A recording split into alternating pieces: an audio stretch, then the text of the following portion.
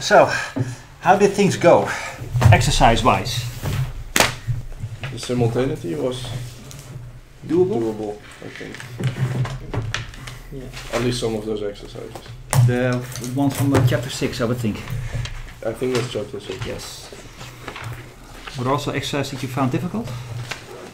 I think so. Do you know which ones? No, because I did this was also homework for the week before, right? Yes. So I already did it then, so I don't really remember that much about it. Okay, well, there's still exercises from chapter 8. Yeah. Yeah. How did those go? I had trouble with them. I didn't really know what I should assign as what. In the formulas you have the what is x and what is x prime and what is u, v or w. Yes. Okay, so that's with the relativistic velocity addition. Yeah. Right. So there's something moving with u as seen by a frame. There's something. The same thing is seen moved with w as seen by another frame. The two frames, respectively, have relatively have a velocity of v. Okay. So, other comments? Just curious how things went.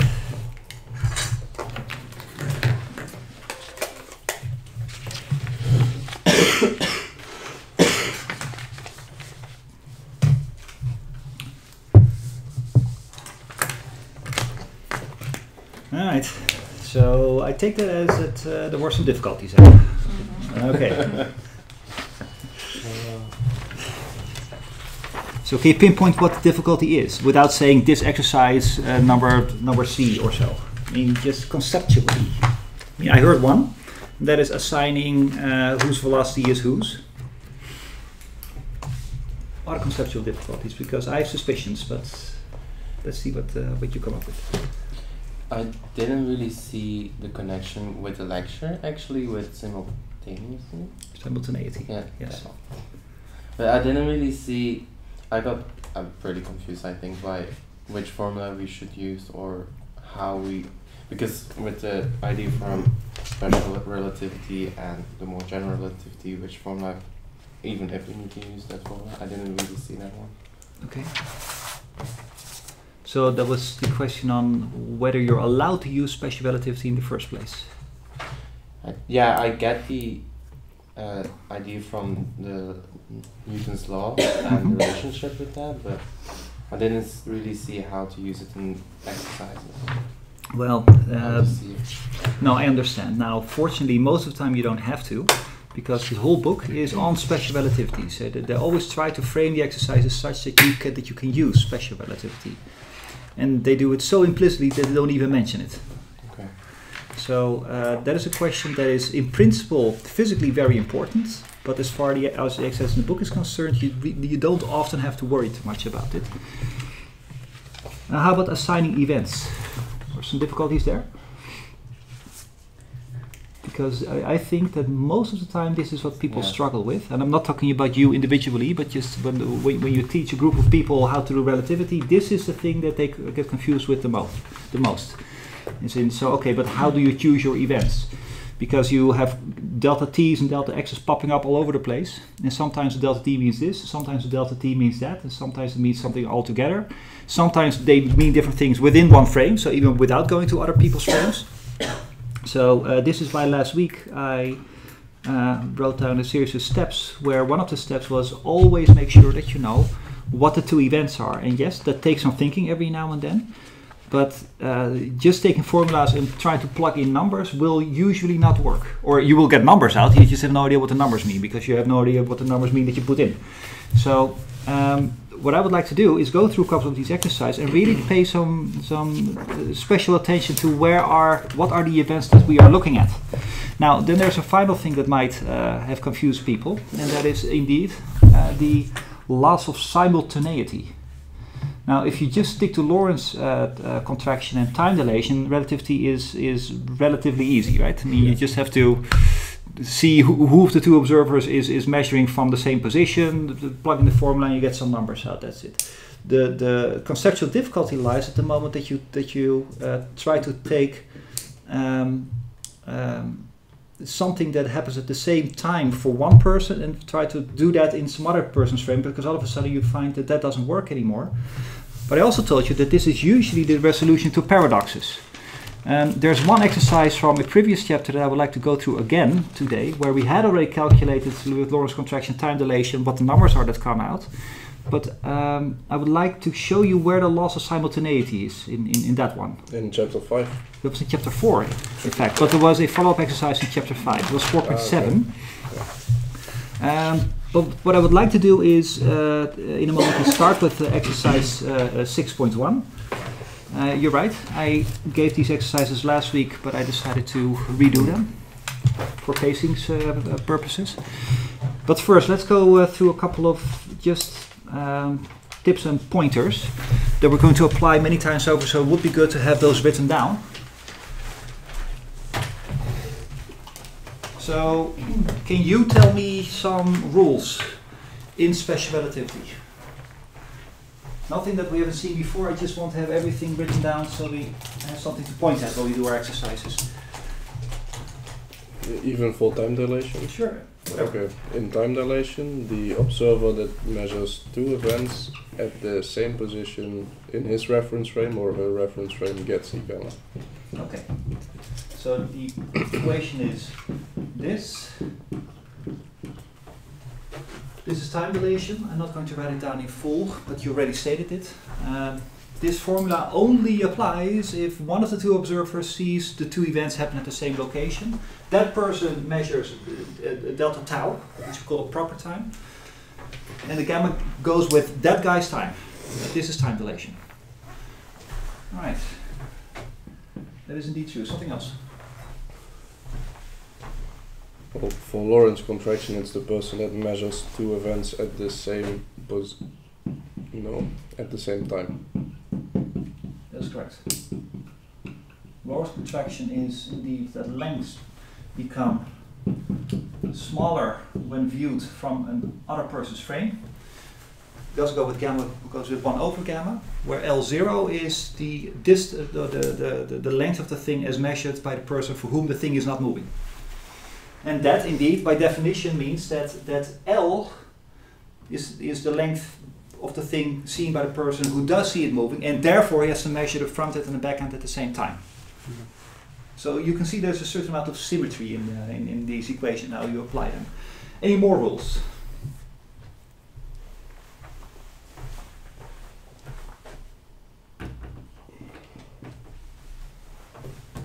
It's a bit hard from here on out to like with Lorentz contraction dilation, you can say the conception and then boom, you see the equation and it makes sense in the equation because you can pinpoint who should measure what.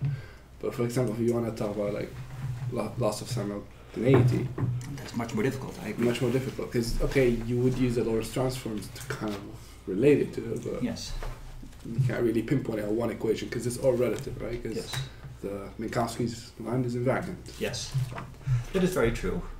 So that boils down to clever pinpointing of your events.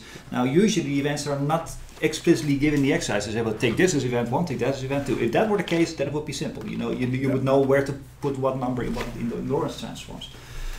And there is difficulty in if it's not stated what the events are, that you do have to do it yourself and have to do it cleverly. Yeah. Because you can easily point to things that happen, but are those the two things that happen? Is that the duration or the distance that you were looking for, that the exercise is looking for? That is difficulty, picking your events appropriately. But you did mention the Lorentz transforms. These two only apply when one of the two observers either sees the two things happen at the same location, then this one applies, or one of the two measures at the same time, then this one applies. And if that is not the case, so none of the two observers measure at the same location and or the same time, you have the two Lorentz transforms.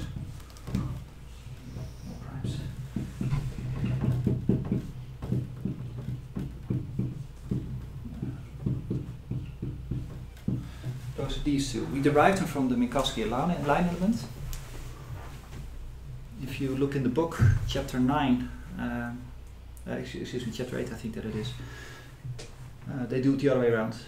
they said, well, if you have a thought experiment, then you end up with these equations. Well, and you end up with these equations, and therefore you now have the invariance of the line element. We did it the other way around. We took the line element as a starting point. So we have these two. The plus minus depends on exercise. Another thing that you have to think about when you do the exercises. Is there anything else? Any other rules maybe? Well, you already sort of mentioned one, and that is that you always have to check whether you are allowed to use any of these equations, because all these rules apply only in special relativity. Now, again, the book is set up such that implicitly they make the exercises that you can always use special relativity. But in principle, it's an important question to ask. Do you know the test? Whether you are in a frame in which you can use these formulas? If you're accelerated, you cannot. With respect to what? Oh, yeah.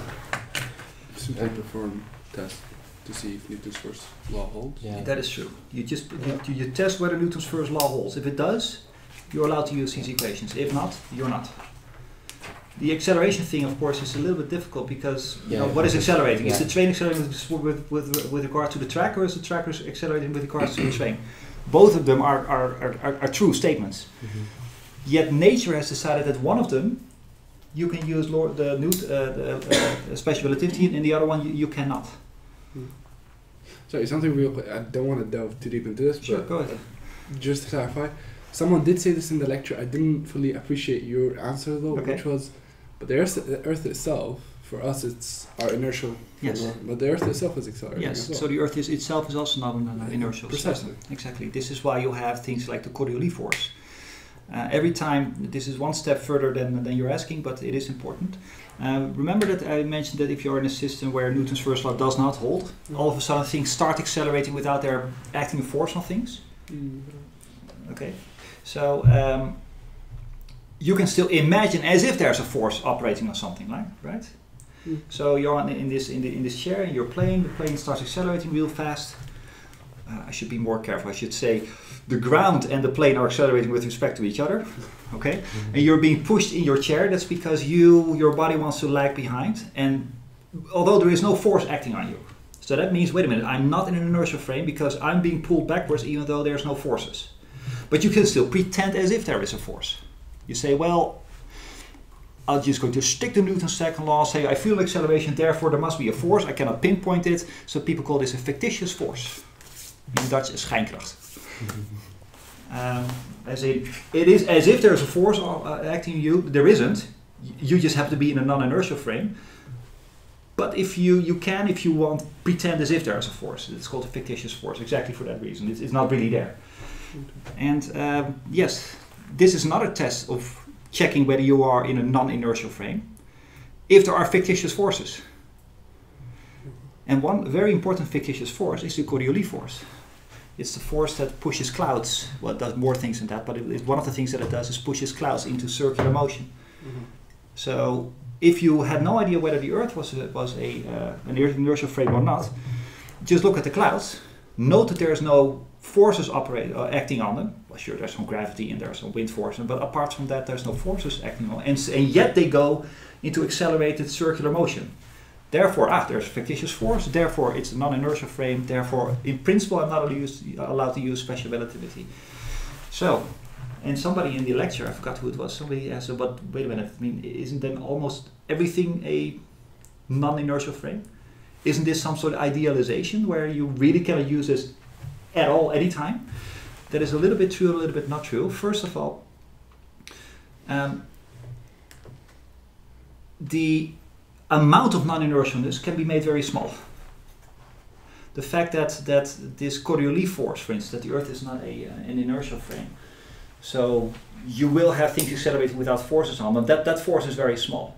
But you need very light objects before you even see the thing. So, by good approximation, you can say Earth is inertial frame-ish. It's not very good, but it does work. The second thing that you can do is say, well, I don't have to put my coordinate axis attached to the Earth. I can just take a coordinate axis that by definition is an inertial frame. In that inertial frame, the Earth is accelerating somewhat, and then calculate everything from the inertial frame. So what I'm saying is you don't actually have to have an object that itself is stuck to an inertial frame. You can still define an inertial frame and just calculate everything from that inertial frame. But then you are dealing with accelerating objects, which is also kind of a problem in relativity, right? Not really. No? Why would that be? Yeah, well, acceleration. Well, maybe I should ask you to phrase the question a little bit more clearly, because I'm not fully understanding. There's a subtlety. I'm not sure if you're asking So about that particular subtlety. maybe it's actually the thing that if two objects are accelerating with respect to each other, that it doesn't work. But this is the twin paradox, right? So one person flies in this direction, but you have to consider that this person accelerates. Yes. So there is some kind of problem if this person accelerates, but that's only because this is his reference frame that's accelerating. Yes. Okay. And then I understand. There's two ways to resolve the twin paradox. We very briefly talked about this during the lecture, and maybe you can appreciate the answers a little bit more now. And one of them is saying, well, first of all, you cannot use the rule of special relativity for both of the twins. One of them must have had accelerated, must have been in a non-inertial frame at some point. So these rules doesn't apply to that particular one. That is one resolution. The second one is this hypothetical construct that I was just talking about. That you can still define an inertial frame. You just don't stick it to one of the two twins. So the inertial frame just keeps on coasting along as an inertial frame, and then you calculate everything from that inertial frame, even though the twin that you're describing is itself not accelerating. That is perfectly allowed. That's the second way to solve the twin paradox. We will do this next week, by the way, in detail. Anyway, so yes, Earth is in principle not an inertial frame, but for most practical purposes it is. And even if you cannot find an actual physical body that isn't an inertial frame, then you can still define the hypothetical construct of an inertial frame floating along somewhere, and then calculate everything from there. In principle, you can do it. Again, the exercises are such that you can assume that everything is inertial. This is it. We have a full deck of cards now. This is all that you need to know if you want to do special relativity. Everything is in there. The rest is just in practice. Not quite though. I mean, this is just if you want to describe how much time and how much distance there is between things. If you want to know what happens if you start pushing on things, mechanics, that comes with its own rules, but we will do that in week 5 and 6. But this is really it. Everything is in there. All paradoxes you can solve just using this in the correct way. So I propose to just start. I decided to first go through some exercises of chapter 6. They're quite straightforward, so you can see what happens in non-simultaneity.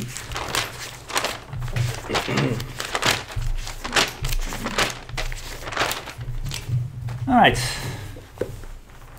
So I propose just to start with 6.1. And 6.1 says you have two clocks which have been previously synchronized in our frame of reference. Okay, so two clocks, fine. There are 30 meters apart from each other in this reference frame. Now, I prefer to call reference frames by names, so let's call this the unprimed one. You can also call it the primed one, that's fine, but you have to pick a name. So I'm going to write all coordinates in this frame without primes. And I'm going to call the blocks A and B. It's easy, a little bit more easy to talk about things if you have given things names. And they are 30 meters away in our frame. So that means in the unprimed frame, the distance between them is 30 meters. Note that I'm not putting a prime on the D. 30 meters.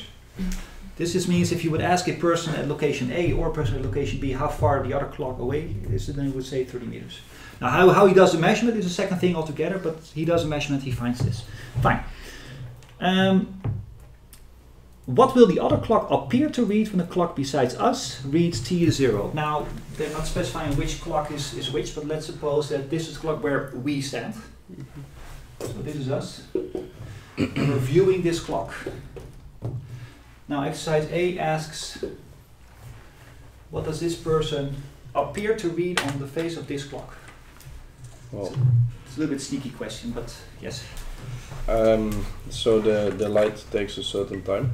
Yes. The light travels at speed c. Okay. The time you know is x over v. So in this case it's x over c. Yes. Where x is the d in this case. Okay, that's correct. So I prefer to write deltas, but we're talking about the same thing. That's because to me an x sounds like a position. And you mean a distance. Yeah. But that's fine. Okay. So you're just suggesting, well, let's use some high school physics. Yeah, I think so. Yeah, that's perfectly correct. Delta t is the amount of time that it takes for whatever information is on this clock to reach the eye of the guy here. So that has to travel 30 meters, does so with the speed of light. And if you calculate it, you get this number. So question A was this really high school physics. Now the reason that they did that, ask a high school physics question in a relativity course, is because they want to emphasize the difference between what you see when you do the measurement, as in you look at that clock and you try to read its plate over there, versus what time it actually is on the clock. You know that there's a difference, right, between these two statements. It's very important that you do. You don't. Okay, look puzzled. You are aware that you're not seeing me the way that I am right now, yes? You're also not hearing me the way that I am right now. Yes. Because it takes a little bit of time before my voice reaches your ears, so therefore by the time you are hearing me, I'm already some part further along in my sentence. So that means by the time you hear me, you're not seeing me now, you're seeing me a very short amount of time ago. Relativity does not deal with those amounts of times. Relativity only deals with the way that I am right now and the way that you are right now, and the travel time of the information between us is completely irrelevant. It is relevant if you do the measurement, because of course you have to compensate for the fact that it took time for the light or the sound to reach you. But this is not what relativity is about. It's one of the biggest misconceptions about relativity, that these effects occur because of travel time. It has nothing to do with that.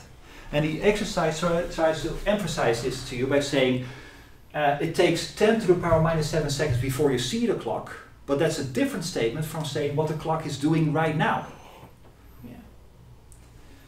So this is why they ask.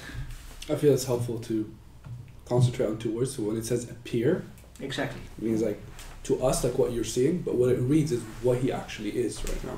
Yes. But to be honest, what really confused me is that the answer is negative on the back of the book.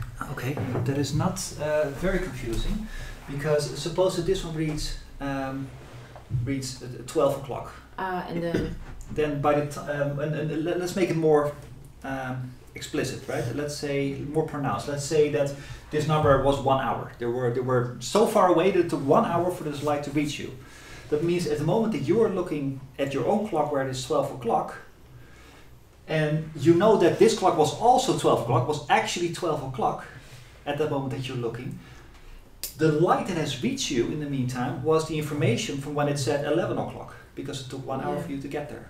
That is indeed exactly the difference between appearing and what actually is. It is 12 o'clock on this clock just as much as it is on this clock, but it looks as if it is 11. Mm-hmm. Because the question specifically says if the clock besides us reads T is 0. Yeah. So the other clock is even, we see it as being before that time, right? It seems a bit misleading because they say they're synchronized and it's at T is 0, so it feels like that is the beginning point. Yes, I agree. It goes back. But Amat is right. I mean, it is in the semantics. The devil is in the semantics of this exercise, because they say, but I mean, you can very easily read over this. They say, what will the clock appear to read? It doesn't say what does it read, what's actually on the faceplate. It says what would you see if you looked at it. Now, when I did that exercise myself, I thought, well, you know, if you would just happen to read over the gloss over that one particular word appear, you might get very confused. Okay, so this is what maybe happened to you. Yeah. And I think that therefore it was good to go through this, just to emphasize that there's a difference between the two things. And I will state one more time, relativity, all these formulas on that board, do not deal with those appear issues. And I found one of my other relativity books in which it was very nicely put. I'm going to read it to you. And I'm actually going to give you a copy, because I think it's very well explained in only a couple of sentences. Right? So I made a copy for everybody. It's by Griffiths. You might know the guy. He also has the electrodynamics in the particle physics book. Typically find it a good writer, very chatty, He says we and I, and look, and now you see this, ha ha ha. And, it's nice to read, I think. Yeah. It's very good, yeah, I enjoy it. Yeah, there it is. That's the quantum mechanics one, yes. I mean, it's good, isn't it? There's also particle physics and electrodynamics one. I also have some minor different views on a couple of things, but anyway. Let me just read what it says here. This guy. When I speak of an observer, I mean someone with the sense to make this correction, the correction of the travel time. An observation is what he records after doing so, after having made the correction of the travel time. What you hear or see, therefore, is not the same as what you observe. An observation is an artificial reconstruction after the fact, when all the data are in, and it doesn't depend on where the observer is located. Okay, that's exactly this point. So it doesn't matter where clock A was, it will still read 12 o'clock when the clock B reads 12 o'clock. It might appear that it reads different because the further away it is, the more time it takes for the information to get to you, but it will still read 12 o'clock, and that's what he's saying. The actual observation. That's really confusing to me. The observation is independent of the distance. Yeah, he makes he makes, again, it's semantics, it has nothing to do with physics. Yeah, no, he makes the distinction here between seeing and observing. And by observing, he means doing what you end up with after you've corrected for travel time. So, and this is what he means when he says, I mean someone with the sense to make this correction, and observation is what he records after doing so. What you hear or see, therefore, is not the same as what you observe, where observing means after having done the correction. There's some more words, but let me just go to the final sentence. I belabor this point in order to emphasize that the relativity of simultaneity is a genuine discrepancy between measurements made by competent observers in relative motion, not a simple mistake arising from a failure to account for the travel time of light signals, or sound signals, or what have you. So he really stresses the point, and that's what I also try to do during the lecture. There's a difference between what you see and what is actually happening, and relativity only deals with the happening, not with the travel times. Okay, so this exercise is not a relativity exercise. It's a travel time exercise. So I will give you a copy to take home because I think it's just really aptly put here. So, all right, let's move on. Exercise B. Now the distance clock, that's the one that we call A, is carried to us at constant speed v is 30 meters per second. How much will the two clocks differ when they are side by side? Suggestions. So clock A is now being moved towards us. I don't think here we have to consider any travel time. Or, well, we do have to consider relativity, but no travel time, I think. Yes, that is true. Why relativity? Well, this clock is moving, but it's going really slow, so I said it's nearly no relativity. That's true. I'm going to say exactly what you said in a slightly different terminology. Clock A is now in a different reference system. At the moment that it starts moving, here they were in the same reference system, the unprimed system.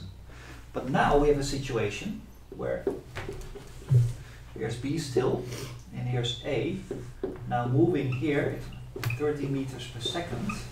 This is still the unprimed system, but now clocks A and B are not in the same system anymore. So that means there's relativity involved. And what I now want you to calculate is what will clock A read, not what is actually on the faceplate at the moment that clock A passes clock B. That's the question. Now we have to pick two events, otherwise we have no idea how to apply these formulas. So what would the appropriate choice of events be?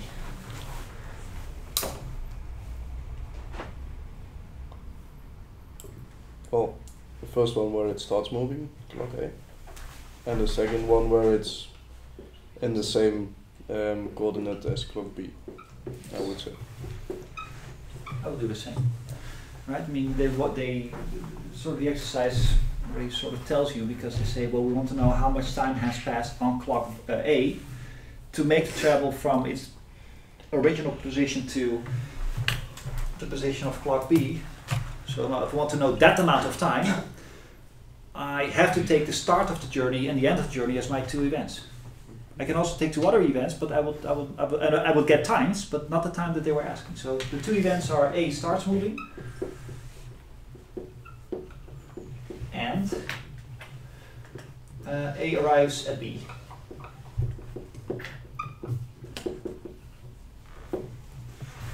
Small comment, yes, that means officially there is a moment where special relativity does not apply because the thing has to get into motion. I think maybe it's not a good terminology to say A starts moving, but the D at A reads 0. Sure, maybe that's a good idea. Let's suppose that the thing has always moved with this velocity and the first event is just when it just happened to pass its original position. Indeed, when I say starts moving, I'm putting in some acceleration.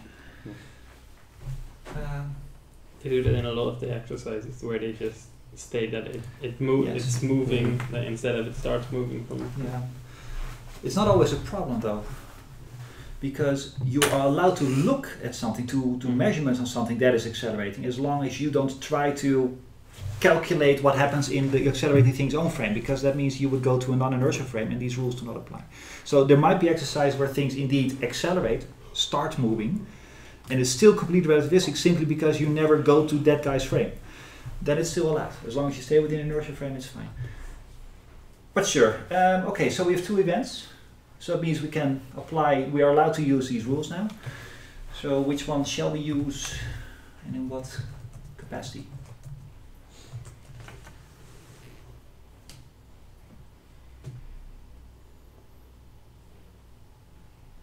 Time dilation. Are we allowed? Yes. Yeah. Because P stays in the same location. Exactly. Okay. You can, if you can pinpoint one of the two observers for whom the two events happen at the same location, you're allowed to use time dilation. And we have such an observer because, oh by the way, no, it's not clock B, it's clock A. Because clock A carries around its own reference frame, and in that reference frame, him starting starts at position 0, and his arriving at B also occurs at position in his position 0. So that means yes. So A has the two events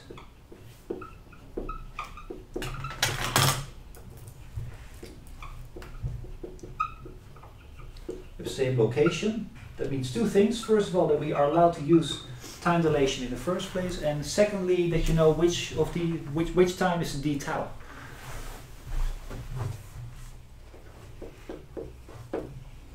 So there's two statements here, that you can use the rule,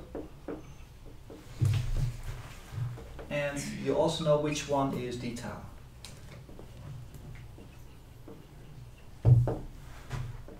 So you tell me which one is which. Between these two events I have a dt and I have a dt primed. dt primed is the amount of time that it takes as seen on the A clock to make the journey, and dt without the prime is how much time it takes as seen from the B clock to see A make the journey. Yeah. T prime gets the gamma, so that's the tau. Yes, thank you.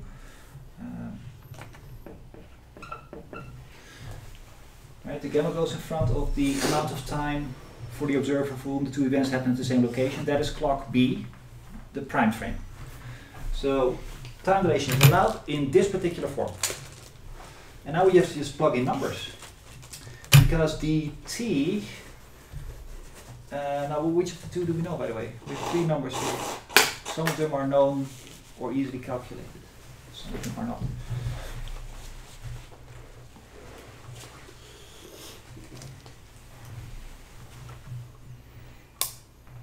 dt was the time for B, right?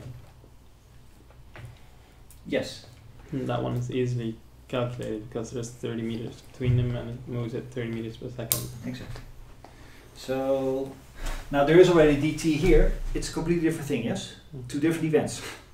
We've switched events. So don't try to plug this number in, because this number had something to do with when the light started moving from clock A to B and when the light arrived. That's that dt. We're now two different events, namely when the clock starts moving and ends at pt. So Do not use that one.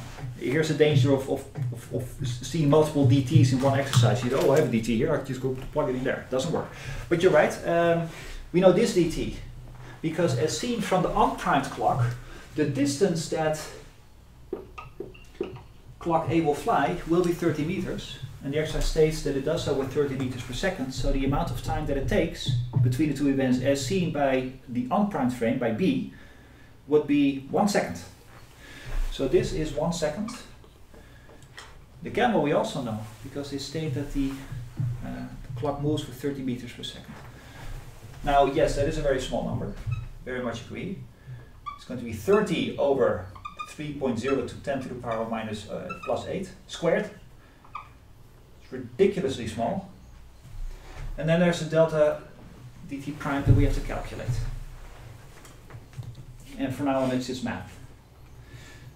Now, to hark a little bit back to last week's exercises, 30 over 3.0 to 10 to the power 8 will be, here's 1 minus, that will be 10 to the power minus 7 squared times dt primed. This is going to be 1 minus 10 to the power minus 14, 1 over square root. And here's the exercise of last week. Do you remember what will happen if you have 1 plus x to the n? And n times x is a very small number. It was approximately equal to something. nx? The whole thing by itself will not be nx, but it's closed up. 1 plus.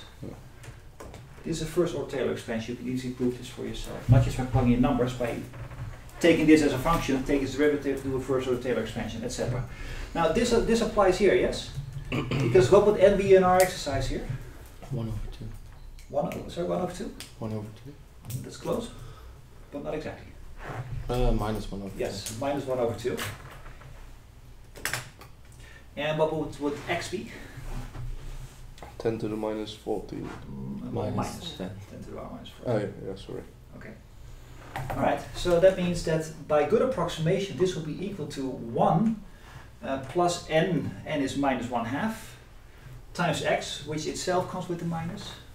So it gives you plus 1/2 times 10 to the power minus 14, which itself is equal to 5 10 to the power minus 15. Oh, I'm sorry, I'm forgetting these delta t primes here.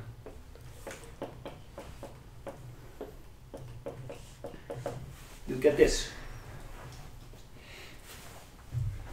It is ridiculously good approximation. The smaller n times x is, compared to 1, the better it works. This is very small. Now, we're almost done. We have the extremely difficult algebraic, this is sarcasm, extremely simple algebraic exercise where we have to solve for delta t primed. You can do that.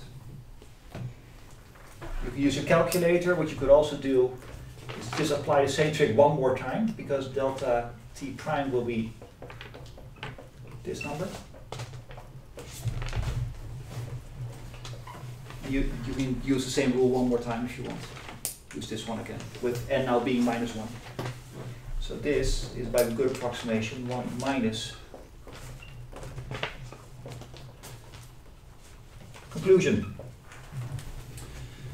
If you would read the faceplate of clock A, you would not read 1 second as you would on clock B. You would read 1 second minus 5 times 10 to the power minus 15 seconds.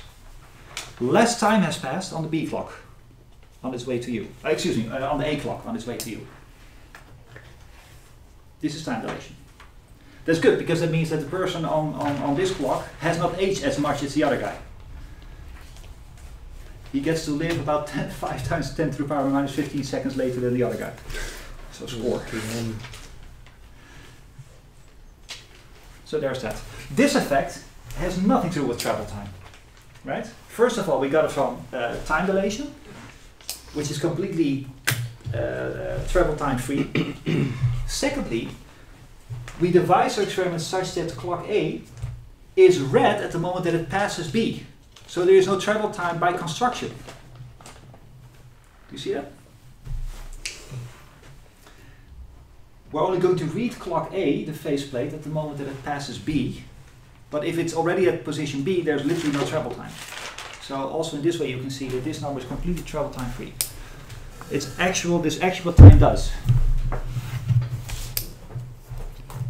That was 6-1.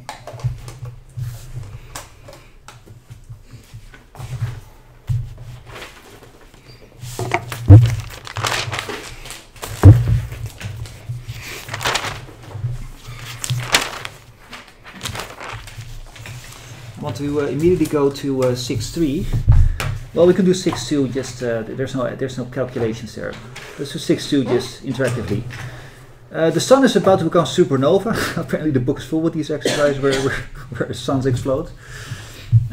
We blast over the star Sirius. Just as journey is half over, we see explosions from the sun and also from Sirius at the same instant. Okay. Are we justified in concluding that in our frame of reference, that's the clock on the spaceship, the two explosions were simultaneous? Yes or no? Did the sun and Sirius explode at the same time? Nope. You said no? Anyone who says yes?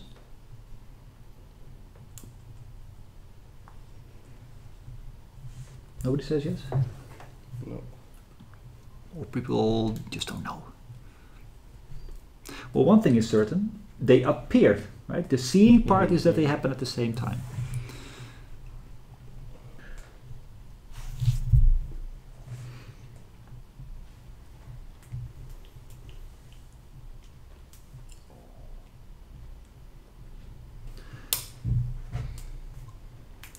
But if they actually did happen at the same time, you would see the light from the star where you're traveling to, right? First, because you're traveling towards it, like you are going here, the light is coming here. Yeah, but it will still go with the speed of light, yes? Of course, but this also goes with the speed of light, but you are still traveling away from it at a certain speed. Yes, but it's if you would measure how fast that light who's trying to gain on you, that would still be would the speed still of be light. still be the speed of light. I'll let you ponder this one for a little bit more. Let's do exercise 6.3 first, and then we'll come back to this one, see if you can answer it. But I'm just getting a bit lost in the semantics of this question. Because, Okay. I mean, are we saying that the two events are in the same moment with respect to When you see them, this again the semantics. Okay, I would justify and conclude that in our frame of reference, Mhm. the two people were simultaneous. The seeing of the thing is simultaneous, yes. But the question is, were the things happening actually also simultaneous? Probably not, because loss of information, no? Because we're moving Yeah. towards one rather than the other. Yes. So one happened before the other. I'm not going to say yes or no, but the answer is going to be no, they're not simultaneous. But let's see if you can sharpen the answer over, Yeah. right, the phrasing. Let's go to through exercise 6.3 first. Synchronized clocks A and B are at rest in our frame a distance 1 light hour apart. Okay. Clock C passes A at speed something something, bound for B. Well, a lot of information in there. When both A and C read T is 0 in our frame. Wow. I feel we should make a picture, Yeah. just to get some overview.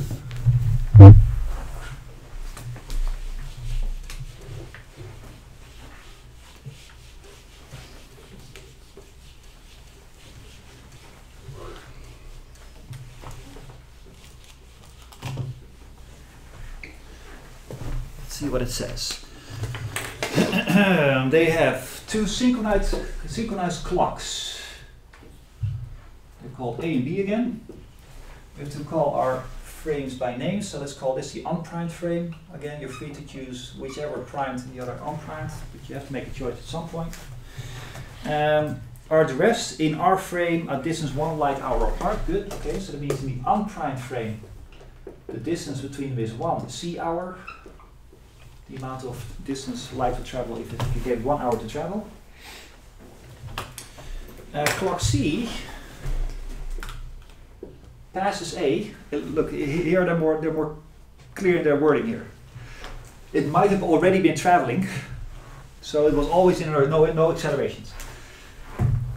But we only start looking at the whole situation once it passes clock C. And when is that moment? It says, well, when this one and this one, both of them read t is 0.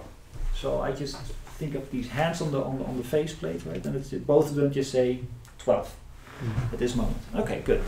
This thing is moving towards the other side by a velocity of 12 over 13c.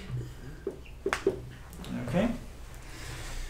And that's it. That's all the information that they give. What time does C read when it reaches B? Let's call this the prime system.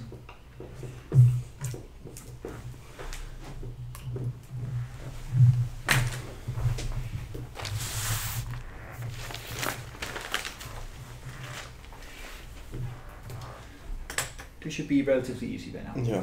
This is just relativity, no simultaneity. Yes.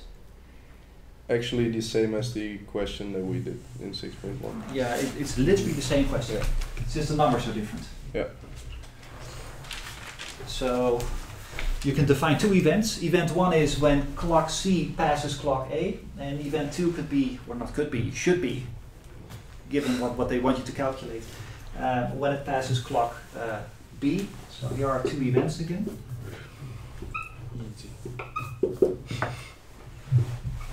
Clock C passes A,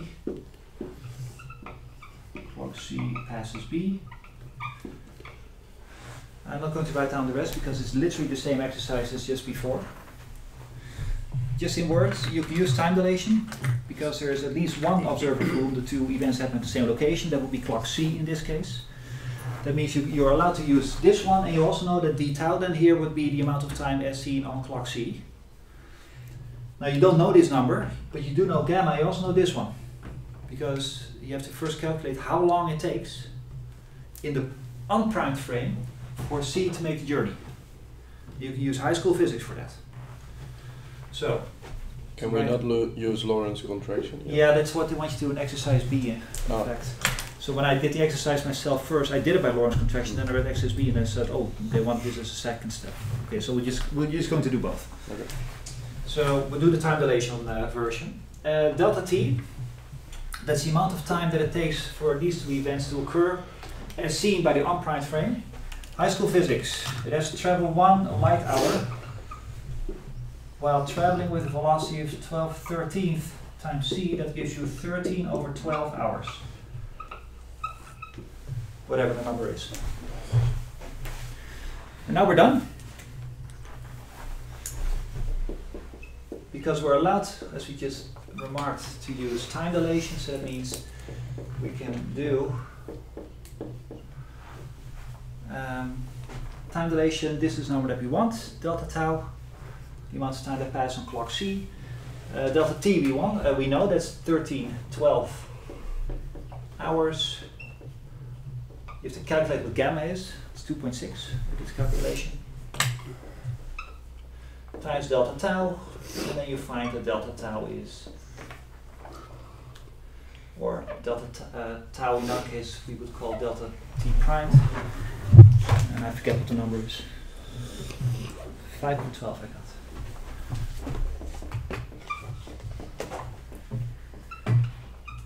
That's simple enough. Sorry, tau is t prime here. Yes. Okay.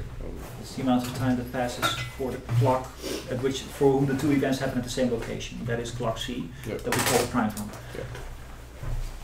Now, you can also have done the exercise by doing Lorentz contraction. That's the second point. That's the second one. Yeah. They ask you how far the distance is that C has to travel as seen by C. Now you can use Lorentz contraction. As seen by D, the distance is 1 light hour. So that means the distance as seen by C is not going to be 1 light hour, but it's going to be shorter due to Lorentz contraction. How much shorter? 1 over gamma. Lorentz contraction. So the distance, d primed, is not d, it's 1 over gamma times d. Because C sees two events at the same time. Yes. Okay. Yes, if you're going to ask C what this distance is, C by some measurement that is not specified is going to see where A is and where B is, measure these two and subtract them from each other. He has to do so at the same time, because if he doesn't, then all of a sudden B is a little bit closer than it was and he gets the wrong number. So he has to do it at the same time. Therefore Lorentz contraction is allowed, and Lorentz contraction then immediately tells you that this should hold. Yeah. So that would give you 1 light hour divided by gamma. So that's 1 C hour divided by 2.6. And that's some smaller distance. But I thought D was the proper distance, the proper length.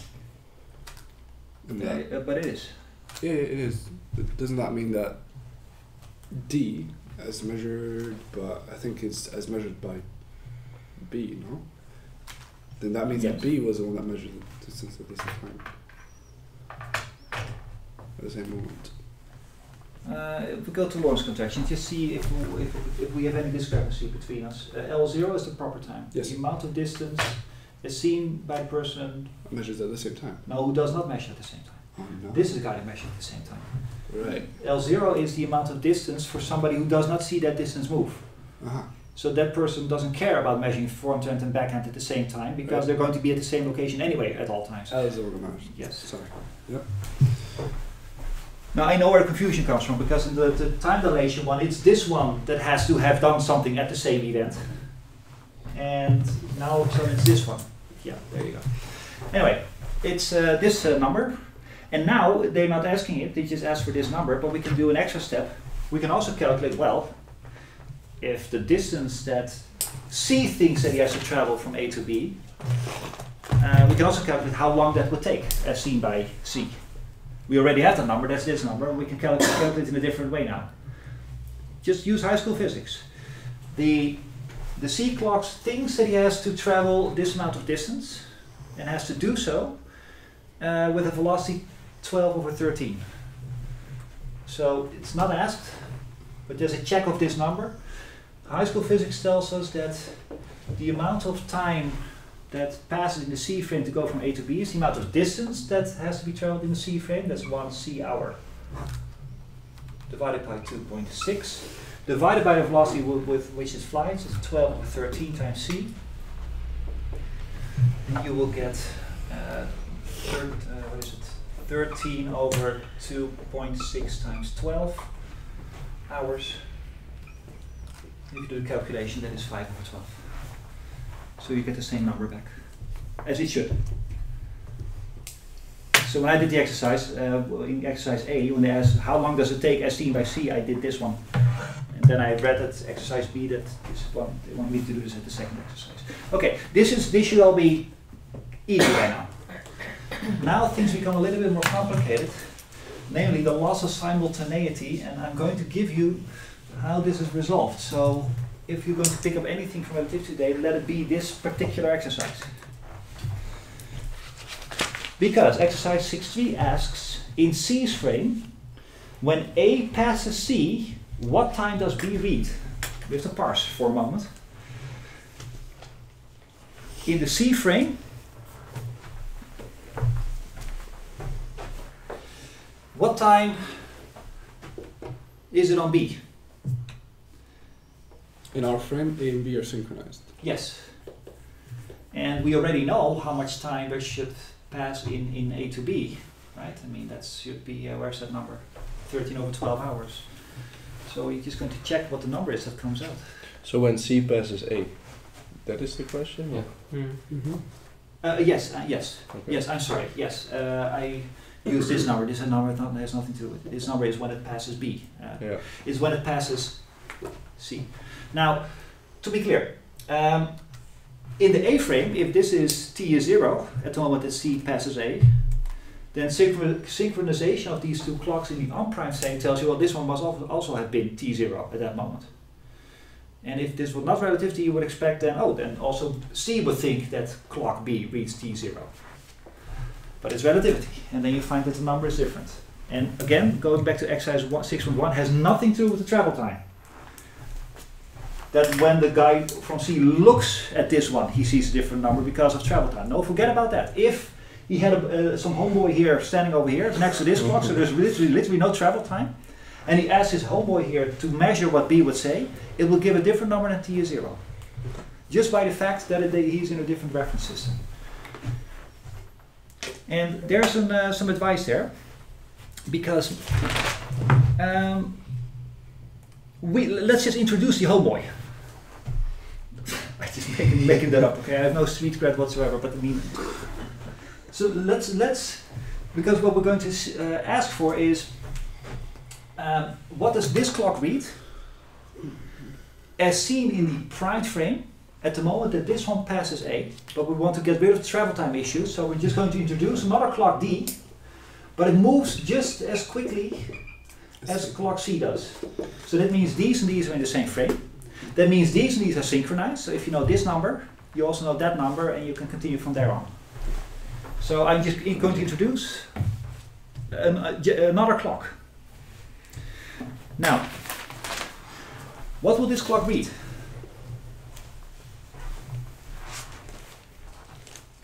At the moment that C passes A. And the exercise told you that when C passes A, C itself reads T is 0. So what will clock D read? T is 0. Still D is 0, because C and D themselves are in the same reference frame, so whatever C reads, D reads. Okay, then fine. What we do have with this extra clock, we now have 2 extra events. We can specify 2 events now. Namely, event A, or event 1, will be when C passes A. And the second event is when D passes B.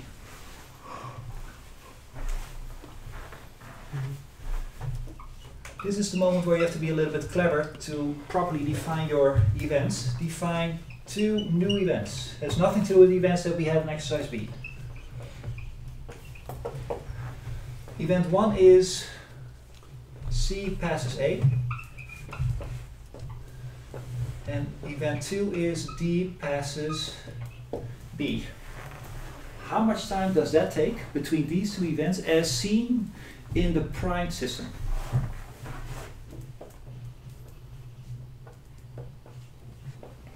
The time between these events. Yes. In the prime system. 0? That's 0. Because this passes clock A at a certain moment. Clock D, by definition, that's where we put that's why we put the clock over there, also passes B at the same time.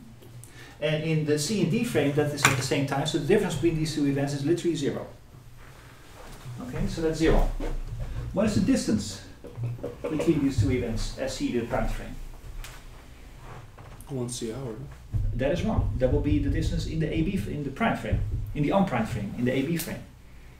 Oh, because they're moving. We have delta x prime. That is the amount of distance between this event and this event as seen in this system. Yeah, so that's this Lorentz contracted That is distance. I forget where it 1 is. C hour over 2.6. This one. There you go. Okay. And I never bothered to calculate what that number is, because the 2.6 is going to drop out in a moment. Yeah. Okay, good. So we have now defined our events by a clever trick.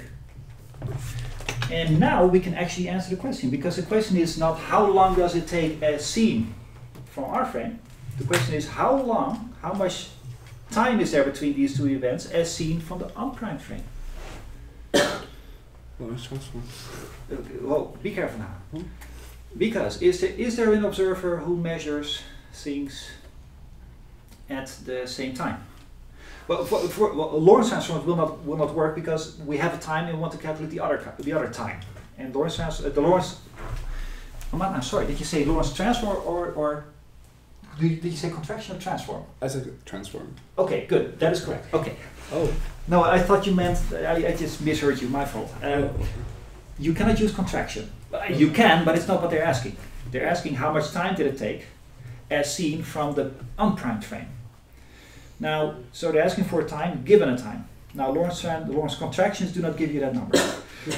Time dilation will also not give you that number. Time dilation does have the property of calculating one person's duration to some other person's duration, but only on the condition that one of the observers sees 2 things happen at the same time, at the same location. But these two events happen at different locations for both of the frames. You have to check this for yourself. Because C passing A happens here, and B passing D happens there. For both observers, it's at different locations, so this is not allowed. We have to use this.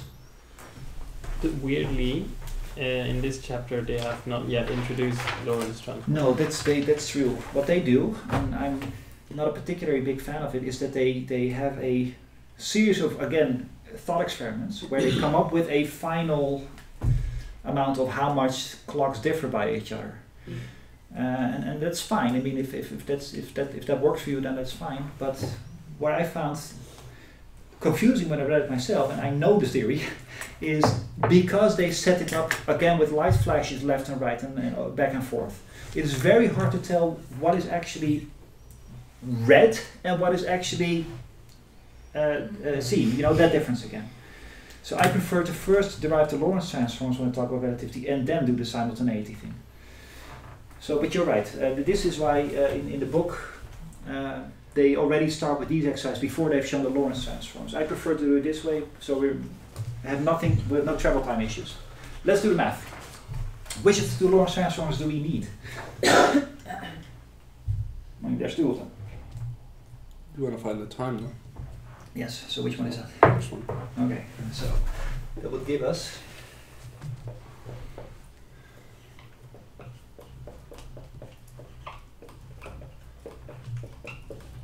Now we are in some primey business. Where do we put primes? I wrote the prime up there at the left hand side, but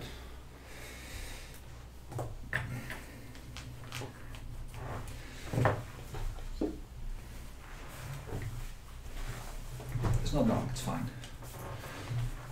But this is not in the way that we want it, yes. What we want, if we want to know delta t, given that we know delta t primed. And we never knew what delta x is in the first place. Well, that might be 1 light hour, by the way.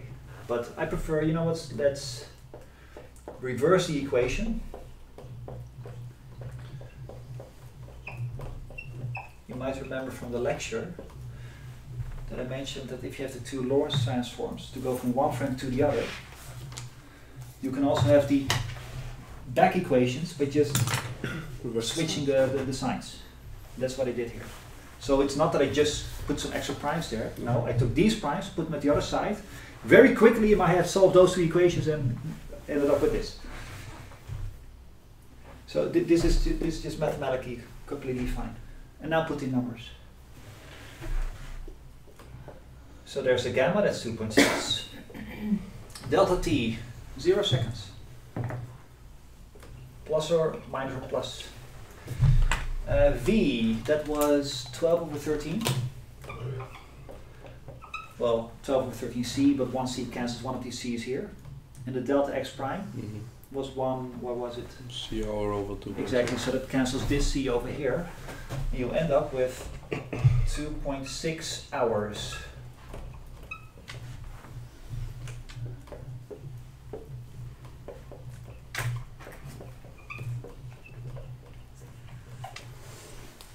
Look at this.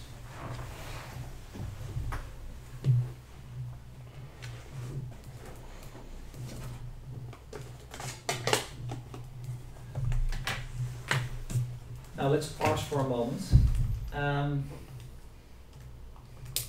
We have something very strange, right? Because what we have here is that if you would ask the person in the B clock, in the unprimed frame, what the B clock reads at the moment that C passes A, he will say, oh, T is 0. Why? Well, because C passed A at T is 0, and A and B to this guy happen at the same time. So if C passes A at T is 0, then the unprimed person will say that B also is T is 0 at the moment that they pass. That was the way that we never calculated. That was the way the exercise was set up. But now we have calculated that if you would ask the primed person how much time he thinks that the B clock should read in this frame, mark my words very carefully here. You ask the primed person what he thinks that the clock B should read in the unprimed frame, he gets a different number, 12 over 13. Is there a paradox, is the question, because we have different answers. So, but A in C's frame does measure 0, right? Yes. So, if you ask the unprimed person what the B clock reads, he says 0. But if you ask the unprimed person, the primed person, what he thinks the B clock reads, it's 12 over 13.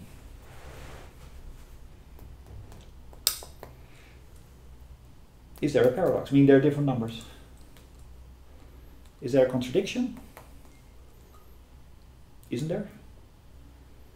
I mean, it seems to me like they can think different things. No, because he's moving at high speed. So For it, there is a loss of simultaneity. Well, this is exactly the loss of simultaneity. What happens at the same time for the unprimed person is not what happens at the same time for the primed person.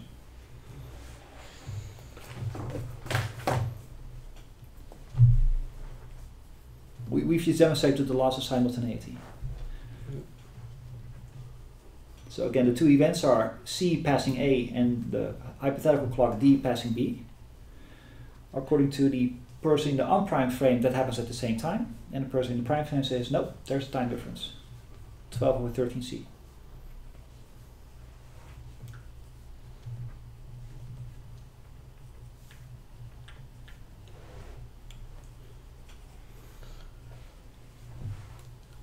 I have one question about like the minus plus 12 over 13 hours. Yes, I sort of glossed over it, didn't I? Yes. How can we make physical sense of this? Well, it's not plus and minus. It's one of the two. It's or. Okay. Yes. And it's exercise dependent whether it is a plus or a minus. Ah, okay. And I myself have no rule of thumb for this. I just always look at the exercise and then I deduce it on the spot. It's not like 50% of the times No, it's plus per chance. No, it's not quantum mechanics. No, it's the plus or minus only has to do with whether the two observers are moving to the left with respect to each other or to the right. Because look, the plus and minus always appears in front of the V. So it just says something about if they're moving in this direction or in that direction. Yeah. And plus would be for when they're moving to right, I guess. Yes. So in this case, in the first, it would be plus, so the last would be. Well, I can think of a very quick trick to find out the plus minus. Again, I don't have a rule of thumb, but I always figure it out on the spot. Yeah, let's look at the second Lorentz transform that we haven't used. So we don't need it for it. The exercise is done. This is fine. But to determine the plus minus, let's look at the second Lorentz transform. Okay. Suppose that things were moving very slowly. It isn't 12 over 13C, but we're going to slow down the clock. So it becomes very small, and if V becomes very small, then gamma becomes close to 1. Okay, so it will look something like this. Okay. Delta X primed is how much space there is between these two events as seen from the prime system. Okay? And delta X would be how much space there is as seen from the unprimed system. Now, do you agree with me that if you wait a little while, you wait for this thing to move in that direction, then delta X primed has become a smaller number? But delta X unprimed also has become a smaller number, no? No, because the distance between A and B okay. has remained the same. So do you see that delta X primed is typically a smaller number in this exercise? Mm. So how do you get a smaller number of delta X primed if you give it your delta X? Forget about the gamma part. You take the minus. Over here, we reverse the equation, right? We went from here to here, so the minus turned into a plus. So it was a plus. But again, I do this on a exercise by exercise basis.